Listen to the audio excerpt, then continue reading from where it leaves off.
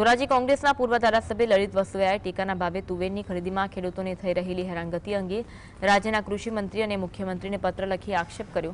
તેમણે જણાવ્યું, ધોરાજી શહેર અને તાલુકામાં 6700 ખેડૂતોએ ટેકાના ભાવે તુવેર વેચવા રજીસ્ટ્રેશન કરાવ્યું, પરંતુ રાજ્ય સરકાર અને નાફેડ દ્વારા ઇરાદાપૂર્વક ઓછી ખરીદી કરવામાં આવી। વસવાનો આક્ષેપ છે કે ટેકાના ભાવ અને બજાર ભાવમાં તફાવત હોવાથી ખેડૂતોને નુકસાન થઈ રહ્યું છે। ઉપરાંત સેટેલાઇટ ડેટાના આધારે 2475 ખેડૂતોની નોંધણી રદ કરવામાં આવી, એવું કહીને કે તેમણે તુવેરનું વાવેતર નથી કર્યું, જે ખેડૂતોને હેરાન કરવાનો પ્રયાસ છે। નાફેડે ઓછી ખરીદી કરવી પડે એટલા માટે સેટેલાઇટમાં ખેડૂતોએ તુવેર નથી વાવી એ બાના હેઠળ 2475 જેટલા ખેડૂત ખાતેદારોની નોંધણી રદ કરી છે। હું દાવા સાથે કહું છું અને સાબિત કરી દેવાની પણ મારી તૈયારી છે કે ખરેખર આ ખેડૂતોએ તુવેર વાવી છે।